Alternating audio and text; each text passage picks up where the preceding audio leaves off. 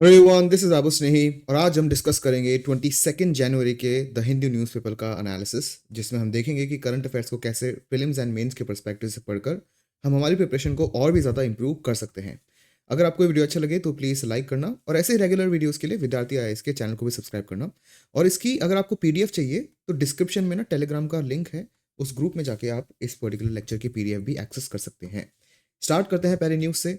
Trump declares end to US citizenship by birth. So ये काफ़ी interesting एक news है, क्योंकि जब भी ऐसी न्यूज़ आती है तब आप इंडिया के लॉज को बाकी जो इंटरनेशनल कंट्रीज़ हैं उनके लॉज से कंपेयर करते हो। ठीक है, तो इसलिए ये न्यूज़ इंपॉर्टेंट हो जाती है, क्योंकि इंडिया के पॉलिटी के सिलेबस में भी लिखा है कि आपको पता होना चाहिए कि इंडिया में चीज़ें कैसी है, प्लस आपको वर्ल्ड के अंदर जो इंडिया के लॉज हैं उनका कंपैरिजन थोड़ा पता होना चाहिए। वो काफ़ी हेल्प करता है और उस टाइप के क्वेश्चंस भी फ्रेम होते हैं। ठीक है, तो ये बहुत इंपॉर्टेंट इन्फॉर्मेशन है और इंपॉर्टेंट न्यूज़ है उस पर्सपेक्टिव से, क्योंकि अब ये न्यूज़ में है तो इस पे क्वेश्चन पूछने के चांसेस बहुत ज़्यादा बढ़ जाते हैं। तो इन जनरल यूएस में क्या होता है कि कोई भी इंसान, चाहे वो यूएस का सिटीज़न ही ना हो, अगर उन्होंने एक बेबी को बर्थ दिया है यूएस की सॉइल पे, यूएस की ज़मीन पे, तो ऑटोमैटिकली उसको यूएस की सिटीज़नशिप मिल जाती थी। और डोनाल्ड ट्रंप के अकॉर्डिंग ये काफ़ी बड़ी प्रॉब्लम थी, क्योंकि बहुत सारे जो इमिग्रेंट्स हैं, जो किसी ना किसी रैंडम वर्क वीज़ा पे, स्टडी वीज़ा पे यूएस आते हैं और फिर यहाँ पे वो बेबी को बर्थ देते हैं। उसके बाद वो जो बेबी है वो यूएस का सिटीज़न हो जाता है। ठीक है, लेकिन पेरेंट्स नहीं है, तो पेरेंट्स इस बेबी की केयर करने के लिए यूएस में रहने का और बहाना ढूंढते हैं अकॉर्डिंग टू ट्रंप। दूसरी चीज़ क्या होती है कि बहुत सारे जो इमिग्रेंट्स हैं, खैर इमिग्रेंट्स जो होते हैं वो अपनी बेटर लाइफ के लिए दूसरी कंट्री में आते हैं, लेकिन यहाँ पे बात की जा रही है इलीगल इमिग्रेंट्स की, जो कि डिफरेंट डिफरेंट बॉर्डर्स को क्रॉस करके यूएस के अंदर आ जाते हैं। वो भी यहाँ पे बेबी को बर्थ देते हैं, तो वो जो बेबी है उसके पास तो बर्थ राइट है, पेरेंट्स के पास नहीं है, लेकिन लीगल सिस्टम का वो बेनिफिट उठाते हैं कि बेबी की टेक केयर करने के लिए पेरेंट्स को यूएस के अंदर रहना पड़ता है। इस लीगल लूप होल का यूज़ उठा के जो इलीगल सिटीजन्स हैं वो लीगल बनने की कोशिश करते हैं। ये ट्रंप को पसंद नहीं आया, तो उन्होंने क्या करा कि इस प्रोविज़न को ख़त्म करने की बात करी है। तो ये जो प्रोविज़न था, ये एक्चुअली जो चेंज है वो पूरे केस में चेंज नहीं है। हेडलाइन में आपको ऐसा लग रहा है, बट ये थोड़ा-सा मिसलीडिंग हेडलाइन है। हुआ ये है कि जो लोग ऑलरेडी सिटीज़न है यूएस के, ठीक है? या फिर एक ही पैरेंट अभी भी सिटीज़न है, तो अगर उसका जो बेबी है वो सिटीज़न अगर यूएस में बॉर्न होता है तो वो सिटीज़न ही रहेगा। लेकिन यहाँ पे बात की जा रही है कि अगर पेरेंट्स इल्लीगली यूएस के अंदर आए हैं या फिर उनके पास यूएस की सिटीजनशिप नहीं है, तब जाके जो उनका बेबी है, जो पहले उनको राइट मिल जाती थी सिटीजनशिप की उनके बेबी को, वो नहीं मिलेगी। ये एक चीज़ है। अब इम्पॉर्टेंट क्या है यहाँ पे? इम्पॉर्टेंट ये है कि ये जो प्रोविजंस है सिटीजनशिप के, ये क्योंकि काफ़ी टाइम से न्यूज़ में है और अब बहुत ज़्यादा न्यूज़ में है, और यूपीएससी का प्रीलिम्स होने वाला है और भी डिफरेंट एग्जामिनेशंस हैं, तो वहाँ पे अब इंडियन सिटीजनशिप के ऊपर भी क्वेश्चंस आ सकते हैं और इसके कंपैरिजन भी आपसे यूएस से मेंस में पूछा भी जा सकता है। ठीक है, तो ये आपको आइडिया रखना है।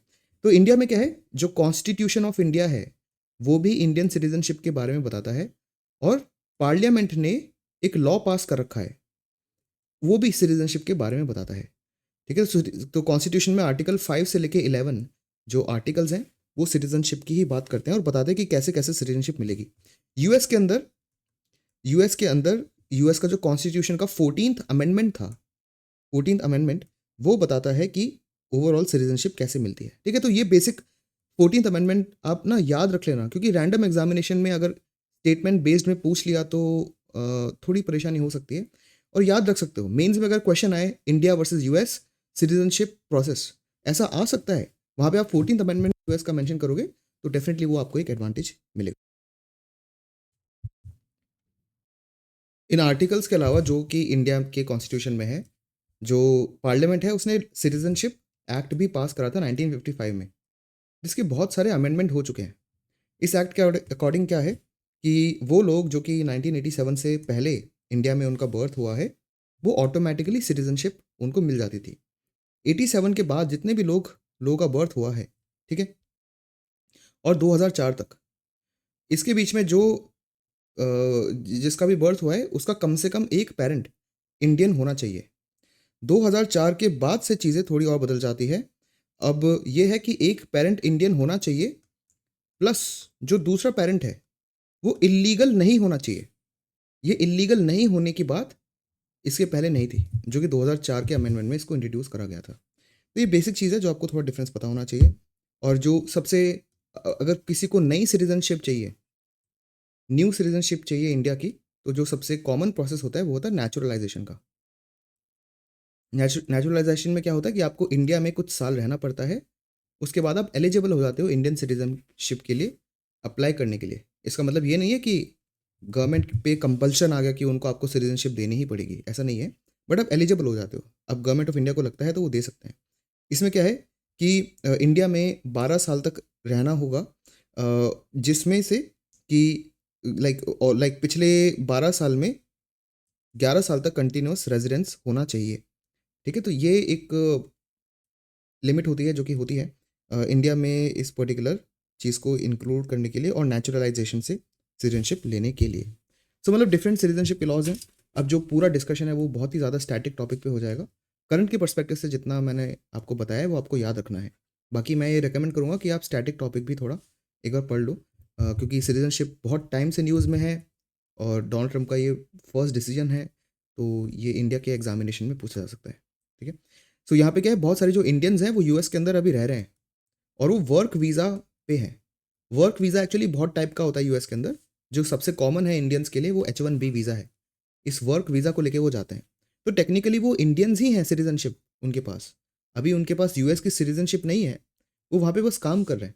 ठीक है, तो ये है। अब वो क्या करते हैं इंडियंस इंडियंस वो वहाँ पे कुछ टाइम रहेंगे और फिर सिटीजनशिप लेने के लिए एलिजिबल हो जाते थे, या उनका जो चाइल्ड है जो बॉर्न होगा वो ऑटोमेटिकली सिटीजन हो जाता था। अब ऐसा नहीं है, तो ये देखा जाएगा कि हो सकता है कि कुछ इंडियंस वापस इंडिया में लौट कर आए। It is possible but not necessary.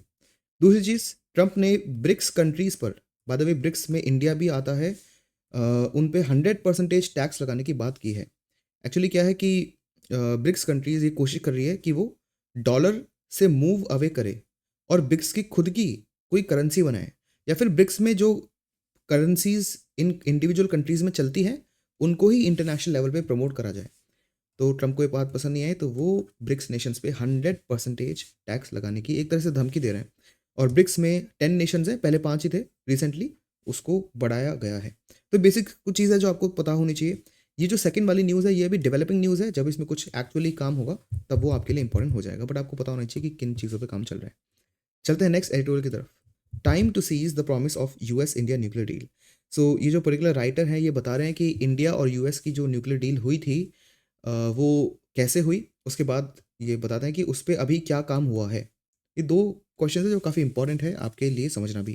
Actually हुआ क्या था कि ये मैंने लास्ट क्लास में भी आपको बताया था कि इंडिया ने जब भी जैसे न्यूक्लियर टेस्ट करे, कुछ न्यूक्लियर टेस्ट करने के बाद जो वेस्टर्न वर्ल्ड था उन्होंने इंडिया को आइसोलेट कर दिया।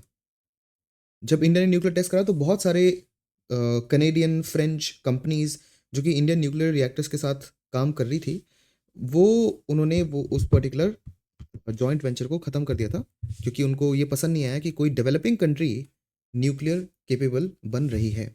और बाय द वे मैं यहाँ पे नॉर्मल न्यूक्लियर पावर, जिसको आप सिविल न्यूक्लियर बोलते हो ना, सिविल न्यूक्लियर होता है कि न्यूक्लियर पावर का यूज़ सिविलियन पर्पस के लिए, बट यहाँ पे बात की जा रही है न्यूक्लियर टेस्ट की जिसमें न्यूक्लियर को वेपन जैसे यूज़ करा जा सकता है।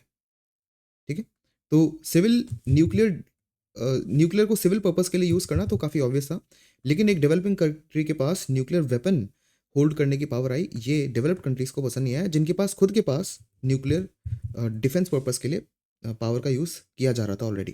तो दोनों में डिफरेंस क्या होता है? डिफरेंस इतना ही है कि जो यूरेनियम हमें ज़मीन से मिलता है उसको अगर आपने 3% या 3 to 5% रिफाइन कर दिया और उसमें से जो एक्स्ट्रा चीज़ें हैं उनको हटा दिया, तब ये इनफ होता है इलेक्ट्रिसिटी जनरेट करने के लिए।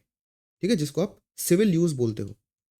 लेकिन आपको डिफेंस यूज़ लेना है यूरेनियम का और उसको वेपनाइज करना है ताकि बहुत तेज़ ब्लास्ट हो, तो उसको 85% तक रिफाइन करना पड़ता है। और देखो 3% तक रिफाइन करना डेफिनेटली बहुत ही एक्सपेंसिव होता है, तो आप देख सकते हो 85% रिफाइन करने में कितना ज़्यादा एक्सपेंस लगता होगा और टाइम भी।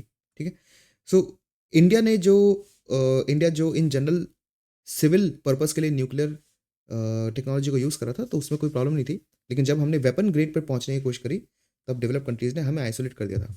फिर क्या हुआ, इंडिया ने अपनी सॉफ्ट पावर को यूज़ करा, डिप्लोमेसी को यूज़ करा, एनीवे करते करते करते 2008 तक इंडिया एंड यूएस ने क्या करा, एक बहुत इंपॉर्टेंट डील साइन करी जिसको बोला गया 123 एग्रीमेंट। और ये क्या थी, एक सिविल न्यूक्लियर डील थी। इवन दो कुछ टाइम बाद या कुछ टाइम पहले न्यूक्लियर एक टेस्ट करने के बाद इंडिया को आइसोलेट कर दिया गया था, फिर भी इंडिया ने अपनी डिप्लोमेसी को यूज़ करके यूएस के साथ 2008 में एक सिविल न्यूक्लियर डील साइन करी, जो कि बहुत कंफ्यूजिंग था बाकी डेवलप्ड वर्ल्ड के लिए कि इंडिया एक ऐसी कंट्री जो कि डेवलपिंग कंट्री है जिसने न्यूक्लियर वेपन टेस्ट करा, फिर भी यूएस उसके साथ न्यूक्लियर डील क्यों कर रहा है? वेल, क्योंकि इंडिया कभी भी न्यूक्लियर डील को या न्यूक्लियर वेपन को फर्स्ट यूज़ में यूज़ नहीं करेगा। ठीक है, जो फर्स्ट यूज़ वाला इंस्टेंस है, इंडिया इसको फॉलो करता है कि हम फर्स्ट यूज़ में कभी नहीं करेंगे न्यूक्लियर मटेरियल को यूज़। एनीवे 2008 में ये डील साइन हो जाती है और इसमें जो यूएस की कांग्रेस है, ये यूएस की कांग्रेस मतलब जो पार्लियामेंट है यूएस का, उन्होंने इस लॉ को भी पास करा था। उसके बाद ये डील भी साइन हो जाती है जॉर्ज बुश के थ्रू, और फिर बराक ओबामा इसको एक्चुअली परसू करते हैं। फाइन, लेकिन हुआ क्या कि ये काफ़ी अच्छी एक डील थी दोनों कंट्रीज़ के लिए, दोनों इकोनॉमीज़ के लिए। इसमें होना क्या था कि बहुत सारे जो इंडिया में न्यूक्लियर प्लांट्स बनते हैं, क्योंकि सिविल डील है तो बहुत सारे जो न्यूक्लियर प्लांट्स बनने वाले थे उसमें अमेरिकन इक्विपमेंट का यूज़ होता, और क्योंकि वो इंडिया में बनते तो इंडिया में जॉब्स और क्रिएट होती। बट इस पे बहुत टाइम से काम हुआ नहीं। डील तो साइन हो गई, लेकिन ये इस डील का जो फ़ायदा है वो दोनों कंट्रीज़ को अब तक नहीं हुआ।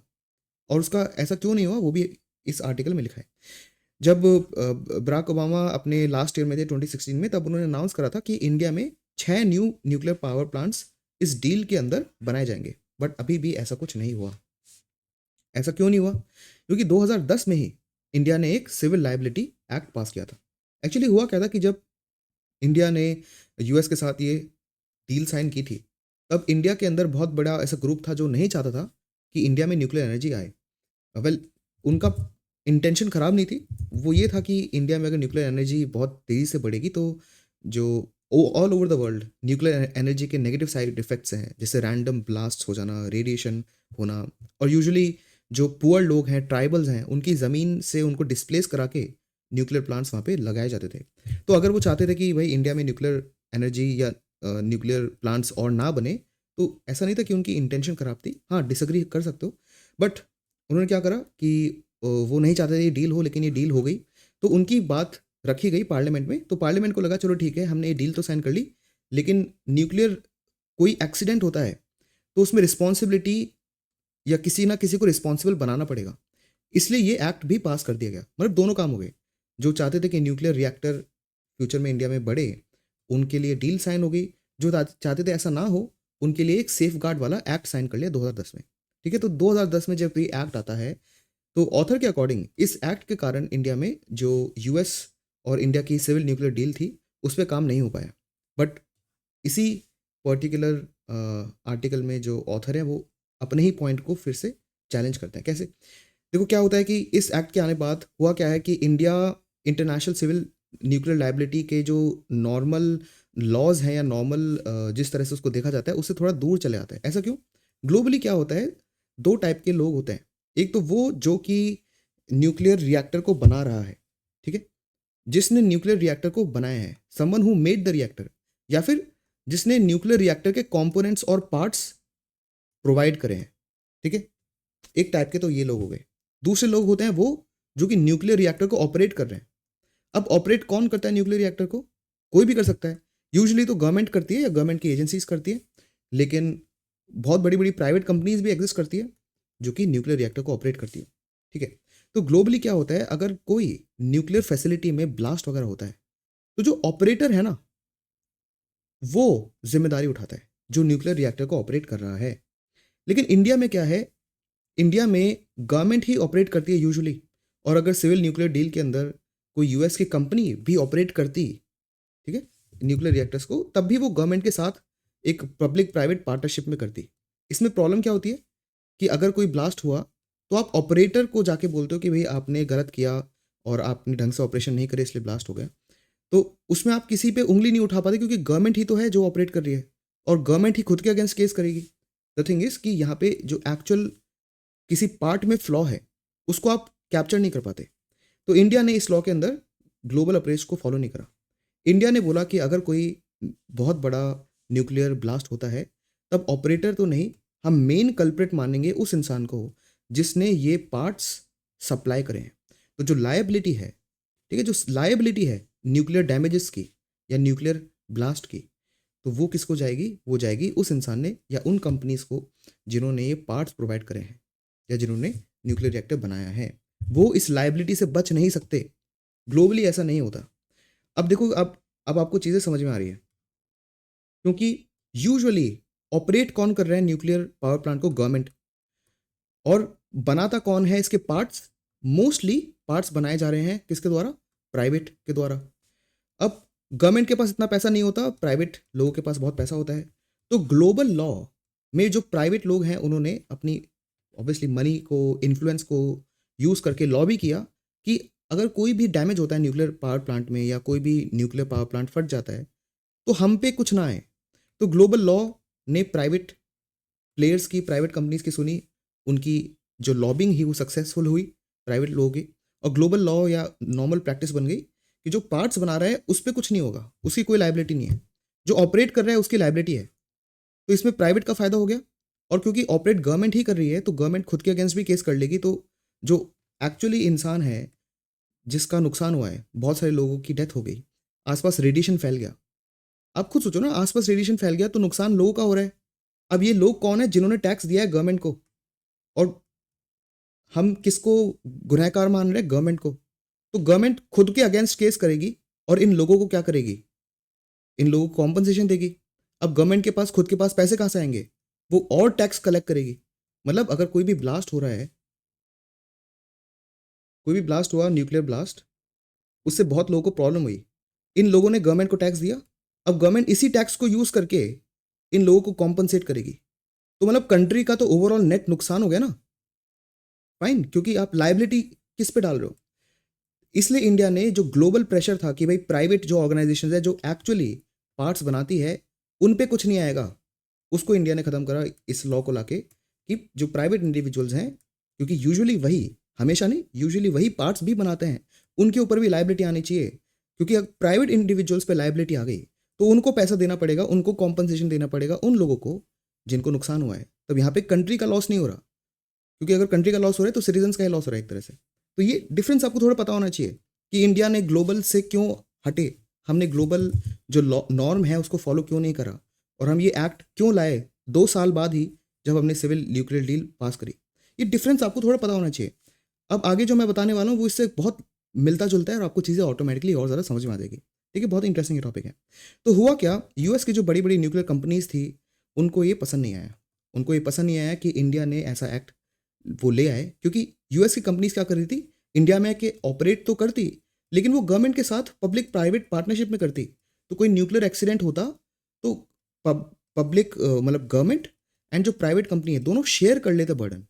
ठीक है, लेकिन इसी दौरान यही कंपनीज ऑपरेट भी करती और कुछ पार्ट्स भी प्रोवाइड करती। ठीक है, कुछ पार्ट्स भी वो प्रोवाइड करती। तो मतलब अब अगर हम सिर्फ ऑपरेटर को लाइबल मानते तब तो दोनों बर्डन शेयर कर लेते, लेकिन यहाँ पे हम मैन्युफैक्चरर को लाइबल मान रहे हैं।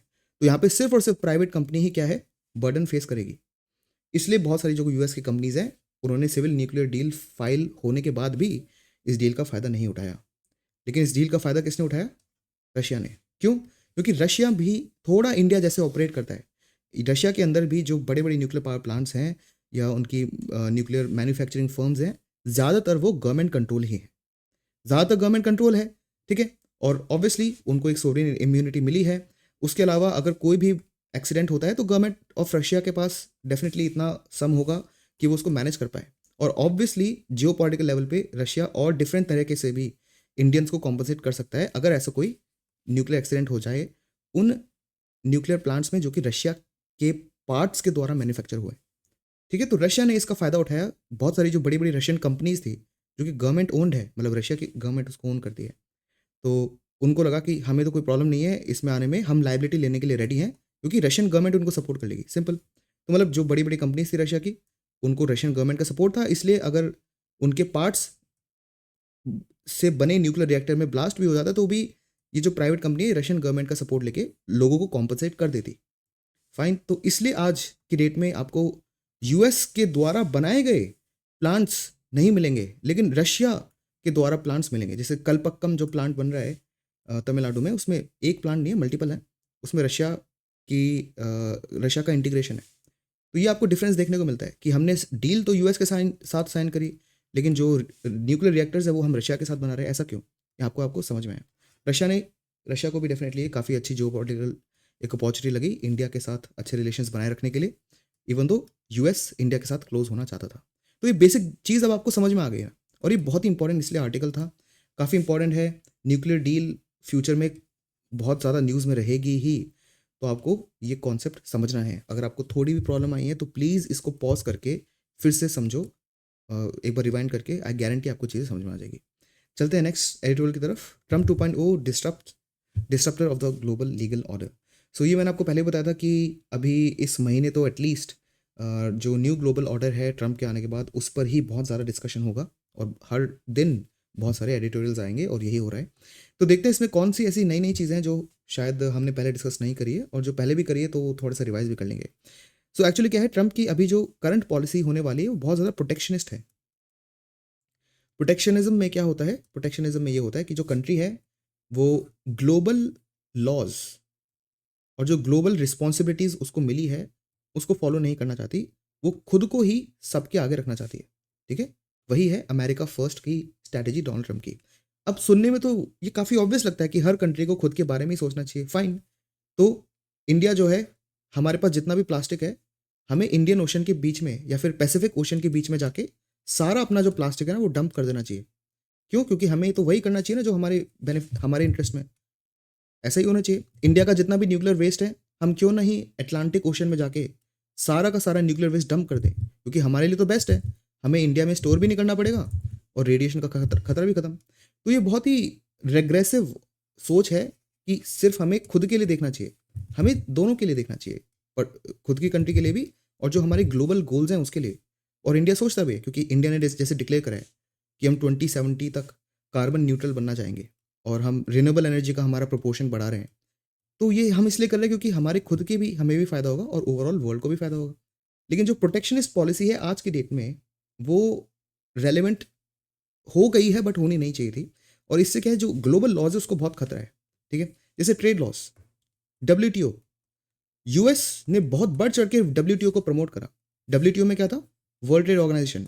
डब्ल्यूटीओ का एक पर्पज़ है कि पूरे इंटरनेशनल ट्रेड को फ्री करना है। जितने कम टैक्स, जितने कम ड्यूटीज, जितने कम टैरिफ इंपोर्ट और एक्सपोर्ट पे लगे उतना बेटर। ये डब्ल्यूटीओ का एम था स्टार्टिंग से, और डेवलप्ड कंट्रीज ने, यूके और यूएस ने इसको बहुत पुश करा डब्ल्यूटीओ को कि सब इसके मेंबर्स बन जाओ और टैक्स और टैरिफ को हम खत्म कर देंगे इंपोर्ट और एक्सपोर्ट पे। इससे हुआ क्या? जितने भी डेवलप्ड कंट्रीज के प्रोडक्ट्स थे वो सारी डेवलपिंग कंट्रीज में पहुंच गए। ठीक है, सारी डेवलपिंग कंट्रीज में पहुंच गए, क्योंकि देखो डेवलपिंग कंट्रीज की तब इतनी उनके पास कैपेसिटी ही नहीं थी कि वो प्रोडक्ट्स बना भी पाए इतने बड़े लेवल पे। डेवलप्ड कंट्रीज बना रहे थे। ठीक है, अब डेवलपिंग कंट्रीज दो तीन चीज़ें जीरो टैक्स पे या बहुत कम टैक्स पे डेवलप्ड कंट्रीज को बेच भी दें, तो भी वो compete नहीं कर पा रही थी कि डेवलप्ड कंट्रीज के जो इतने सारे प्रोडक्ट्स और इतने रेंज के प्रोडक्ट्स डेवलपिंग कंट्रीज के मार्केट को फ्लड कर रहे थे, है ना। तो फायदा किसको हुआ था? इनको। 21st सेंचुरी में चीज़ें बदल गई। इंडिया की मैन्युफैक्चरिंग कैपेसिटी बढ़ गई, चाइना की मैन्युफैक्चरिंग कैपेसिटी बढ़ गई। 21st सेंचुरी में चाइना डब्ल्यूटीओ को ज्वाइन करता है, और इस क्लॉज का फायदा उठाते हुए आज यूएस का मार्केट चाइनीज प्रोडक्ट से भरा हुआ है। तो अब डेवलप्ड कंट्रीज को लग रहा है कि यार हमने तो हमारे पर्पस के लिए डब्ल्यूटीओ बनाया था, अब तो उल्टा हो गया है। आज की डेट में इंडिया यूएस को ज़्यादा एक्सपोर्ट करता है जितना हम उनसे इंपोर्ट करते थे। तो मतलब अब क्योंकि डब्ल्यूटीओ से डेवलप कंट्रीज को फायदा नहीं हो रहा, तो अब वो अपना छोड़ के जा रहे हैं कि भाई हम तो नहीं मानते डब्ल्यूटीओ को, जबकि उन्होंने स्टार्ट करा था।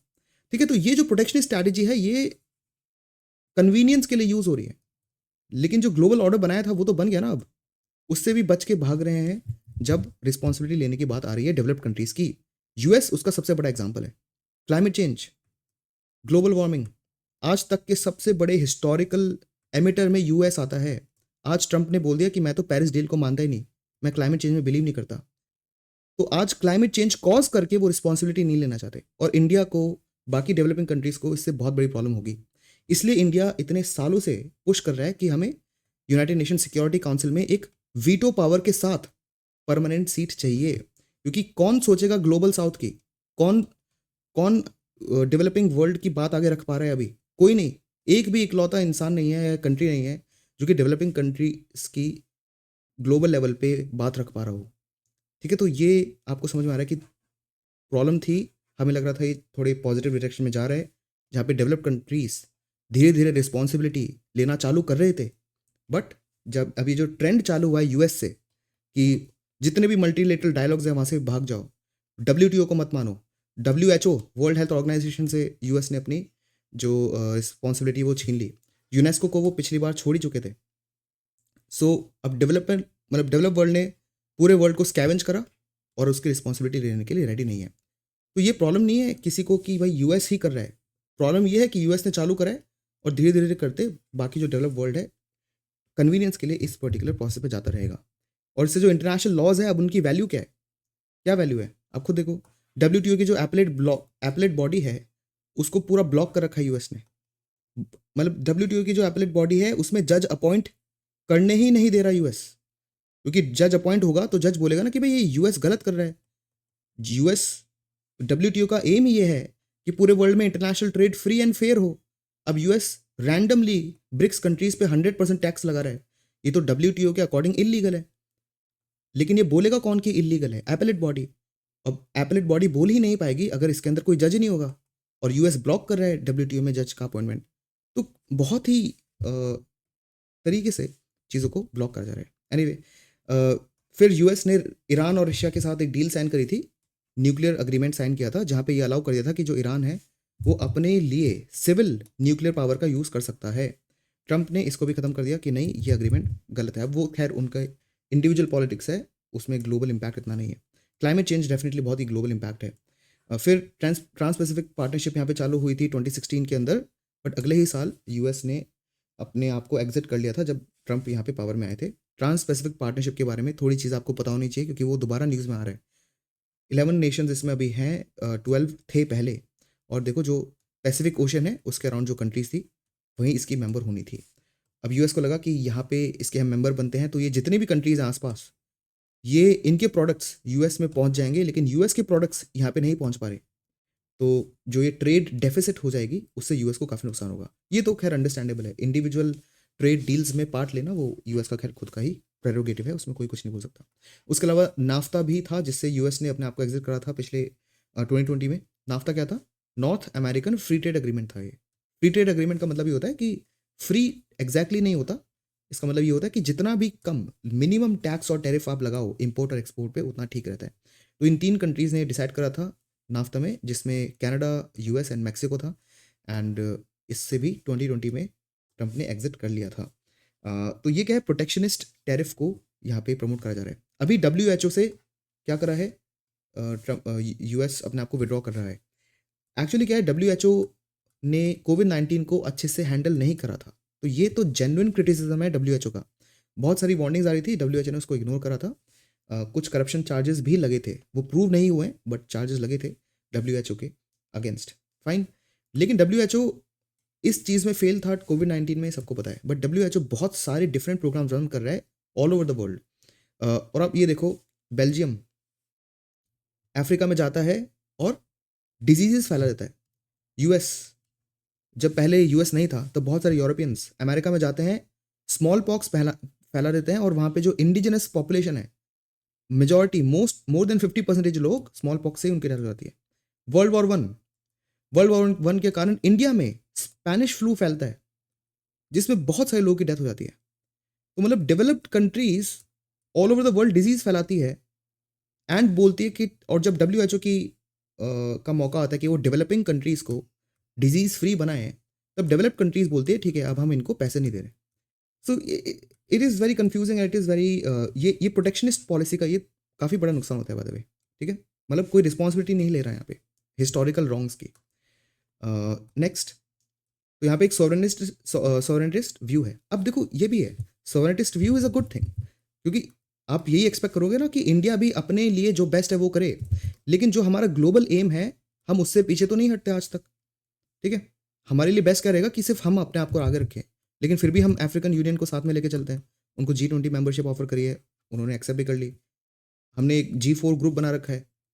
G4 ग्रुप में क्या है, इन चारों कंट्रीज में से जिसको भी यूएनएससी की परमानेंट मेंबरशिप मिली है, हम चारों खुश रहेंगे और एक दूसरे की बात करेंगे। ऐसा तो नहीं है सिर्फ इंडिया बोल रहा है कि भाई मुझे दे दो, बाकी को छोड़ो। तो ये बैलेंस करना होता है कि आपको सोवरेनिटी व्यू चाहिए, लेकिन जो ग्लोबल एम्स हैं उनको भी फॉलो करना बहुत ज़रूरी है लॉन्ग टर्म के लिए। प्रोटेक्शनिस्ट व्यू, बहुत ही ज़्यादा प्रोटेक्शनिस्ट व्यू शॉर्ट टर्म में बहुत बेनिफिशियल है, बट लॉन्ग टर्म में it will be negative. Then weakening multilateral institutions, जो मल्टीलेटरल इंस्टीट्यूशंस हैं वो डेफिनेटली वो वीकन हो ही जाएंगे। WHO, पेरिस एग्रीमेंट, यहाँ से तो यूएस जा ही चुका है। अब यहाँ पे एक ट्रेंड चालू हुआ है जो बाकी डेवलप्ड कंट्रीज भी शायद फॉलो करे। ये प्रॉब्लम है, ठीक है। मैक्सिको एंड कनाडा पे यूएस ने 25% टैक्स लगा दिया है, ये इसकी बात की जा रही है। ये WTO का बहुत बड़ा वायलेशन है, लेकिन WTO यूएस को बोल ही नहीं सकता कि आपने वायलेट करा है, क्योंकि उसको बोलने के लिए जज चाहिए और जज का अपॉइंटमेंट करने ही नहीं दे रहा यूएस। तो मतलब यहाँ पे अपने आप को ही ऑनर करे, ये यहाँ पे पॉइंट यहाँ पे लिख ही दिया, ठीक है। टेरिटोरियल एम्बिशंस, उसके अलावा और फ्यूचर वॉर्स शायद हो इससे। जब भी ऐसी चीज़ें होती है तो बहुत ज़्यादा अनस्टेबिलिटी, इंस्टेबिलिटी वर्ल्ड में आती है, जिसके कारण इकोनॉमी ही नीचे जाती है। आप खुद सोचो यार, आपके पास पैसे हैं, आप किसी मार्केट में लगाना चाहते हो या कोई नया बिजनेस करना चाहते हो, और आपको पता है कि क्या पता कल वॉर हो जाए, तो आप पैसे नहीं लगाओगे, तो इकोनॉमी नहीं चलेगी। आप पैसे नहीं लगाओगे, लोगों को आप जॉब नहीं दोगे, तो इकोनॉमिक साइकिल रुक जाएगी, रिसेशन आ सकता है इससे। यहाँ पे ग्रीनलैंड अनेक्स करने की बात की जा रही है, पनामा कैनाल अनेक्स की बात करनी जा रही है। तो अब ये तो खैर उनके इंटरनल पॉलिटिकल इश्यूज है जो हमारे लिए रेलिवेंट नहीं है। हमारे लिए रेलिवेंट ये है वो डिसीजन जो कि ग्लोबल लेवल पे इंडिया को इम्पैक्ट कर सकते हैं। जो उनकी इंटरनल पॉलिटिक्स है वो हमारे लिए रेलिवेंट नहीं है, ठीक है।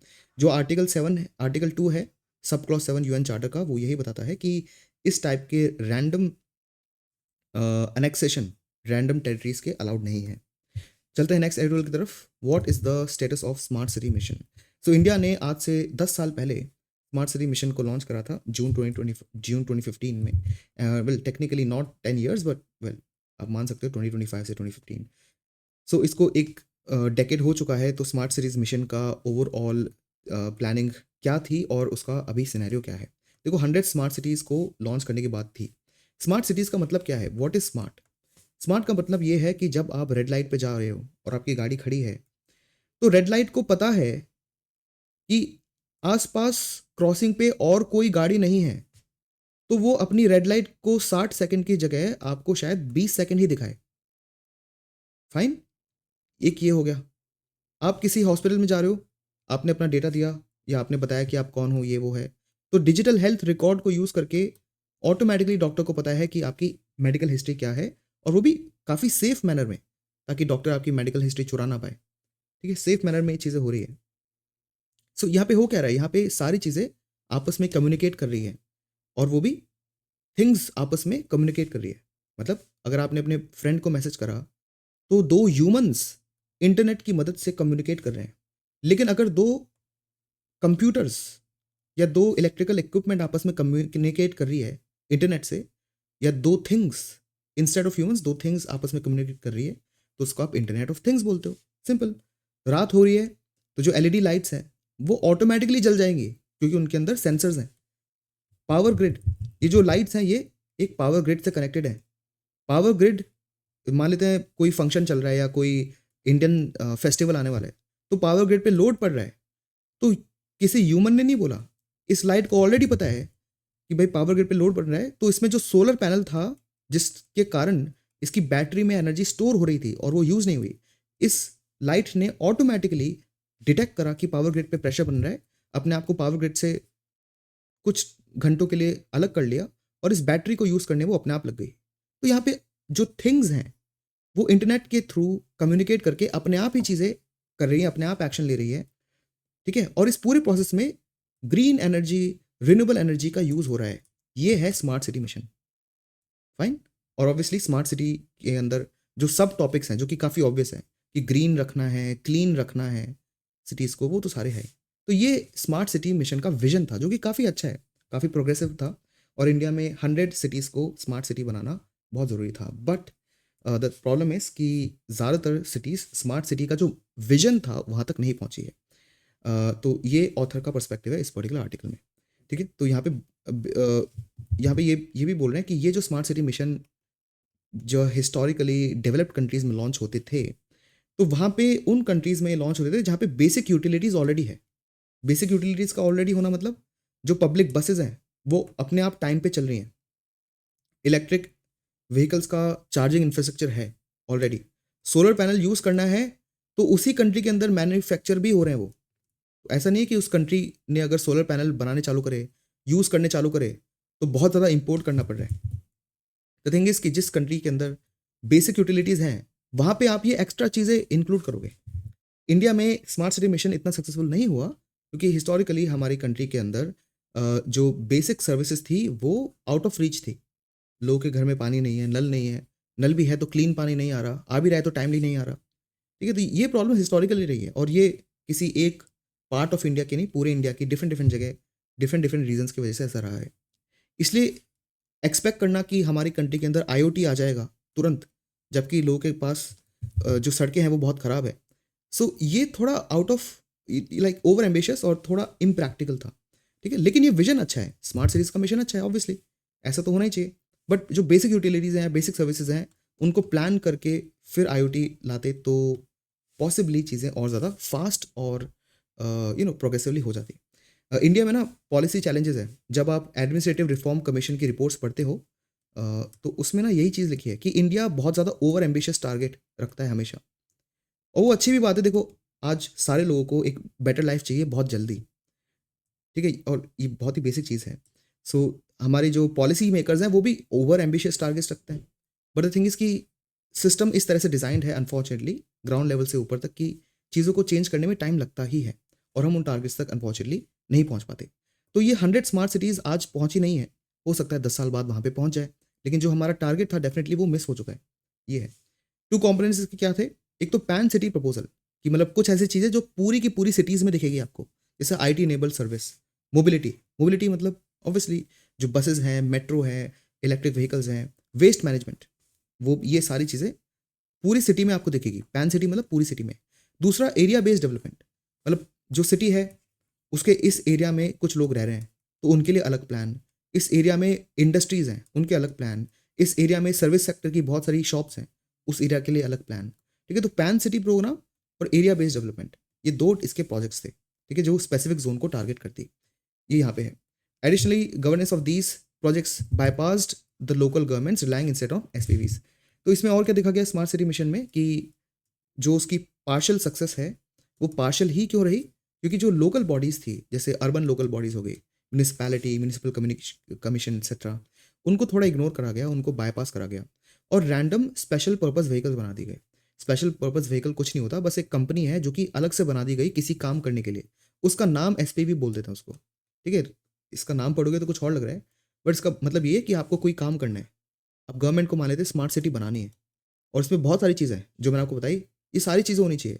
अब गवर्नमेंट का कोई ऐसा डिपार्टमेंट ही नहीं है जो एक साथ इन सारी चीज़ों को करता हो, तो क्या करा, प्राइवेट कंपनीज को बुलाया, गवर्नमेंट के कुछ लोगों को बुलाया, इनको क्लब करके एक छोटा सा कंपनी बना दी कि भाई तुम्हारे पास ये सारी फ्रीडम है, ये रिस्पॉन्सिबिलिटी है, ये रिसोर्सेज हैं, अब तुम इसको इम्प्लीमेंट करो। तो इसी को एसपीवी बोलते हैं एक तरह से। ठीक है, तो ये बनाया गया, लेकिन जो लोकल बॉडीज़ थी उनकी हेल्प इतनी नहीं ली गई। और क्या है, जो लोकल गवर्नमेंट्स हैं वो आम प्रॉब्लम्स को ज़्यादा जानते हैं, वो लोकल एरिया को ज़्यादा जानते हैं, बट उनकी हेल्प कम ली गई, उनको थोड़ा बाईपास किया गया, इसलिए स्मार्ट सिटीज़ में थोड़ा टाइम लग रहा है। ठीक है, लेकिन जो इनका online online smart city dashboard है उसमें क्या लिखा है, ये गवर्नमेंट का खुद का डेटा है बाय द वे, कि 707 करोड़ जो ओरिजिनल बजट का 24% है, इसको अभी तक स्पेंड करा गया है।